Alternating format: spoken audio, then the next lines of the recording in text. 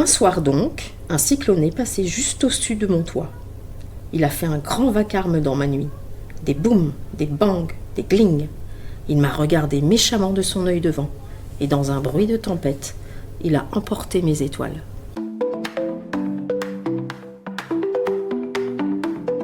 Le Grand 8, le podcast qui va et vient, le podcast qui crée du lien. Mon coup de cœur, ce serait ce livre de cet album jeunesse de Thomas Coteau et Cécile, qui est donc une illustratrice de la région Grand Est, qui s'appelle Sans elle. Alors pourquoi est-ce que j'aime particulièrement ce livre ?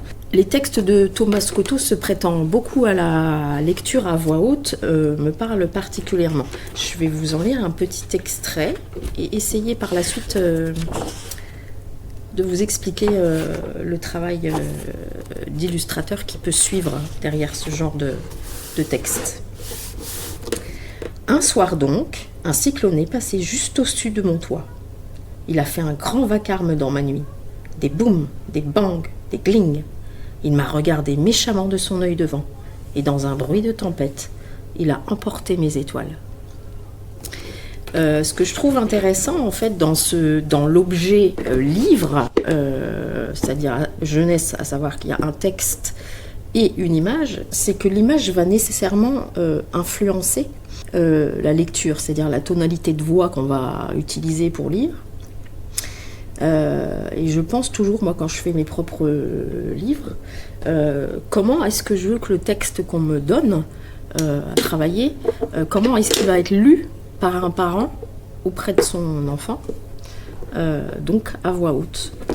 De ce fait, quand on me donne un texte à travailler, je peux le lire 10, 20, 30 fois avant de réussir à m'approprier finalement quelque chose qui ne m'appartient pas, des mots qui ne sont pas les miens, ceux que je n'aurais pas forcément écrits, pour pouvoir accoler à tout ça les images que j'aimerais y mettre pour coller à la sonorité et à la tonalité que je préfère.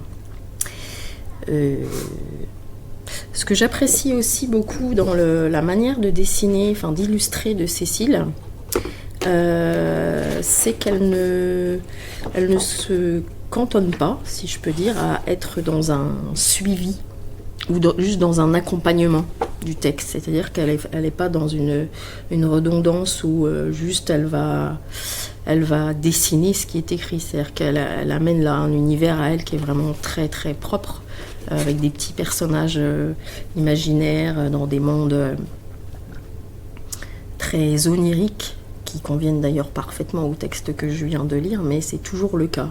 Elle embarque toujours son lecteur dans son univers bien à elle, et elle trouve toujours la bonne manière de le faire parce qu'elle varie quand du point de vue d'un illustrateur, quand vous tournez les pages d'un livre, un lecteur ne se rend pas forcément compte que le passage d'une page à l'autre est pensé aussi.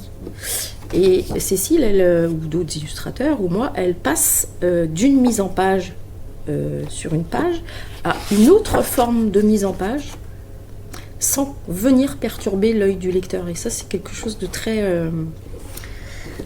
que je trouve très intéressant plutôt que d'être dans des images fixes qui vont être répétitives les unes derrière les autres, d'être dans une variation qui en même temps va elle-même aussi participer à la manière de lire ce texte. Finalement, c'est inspirant aussi le travail de Cécile pour vous. Il y a un univers évidemment qui est propre à elle, à Cécile. Oui. Mais est-ce que, en quoi ça peut vous inspirer, vous, dans votre travail ? Ça peut inspirer dans la mesure où elle travaille. Enfin, en même temps, inspirer, faudrait définir le terme inspirer. C'est-à-dire que, par exemple, l'univers très poétique dans lequel elle se situe, on l'atteint parce qu'elle est avec des tracés extrêmement fins, des choses très, très, très fines, très délicates, des petits personnages qui se baladent un peu toujours sur un fil. Maintenant, il y a d'autres manières. Moi, je travaille un peu dans ce genre-là, je crois, mais sauf que ma manière de faire est complètement différente. Je vais jamais avoir des mises en page qui vont se situer comme les siennes. Et je pense que j'aime aussi ce qu'elle fait parce que quelque part, ma manière de faire s'en rapproche, même si techniquement c'est très éloigné. Maintenant, je pense qu'elle doit cependant inspirer beaucoup de monde. Hein. Merci pour cette présentation de ce livre. Là, c'est vraiment une question avec plus de recul sur la filière du livre et en Grand Est. Quel acteur pourriez-vous nous présenter, un acteur important de la filière du livre, autre que l'auteur ou l'illustrateur, et en quoi il est important dans cette filière du livre? Là, j'aurais tendance à penser aux bibliothécaires.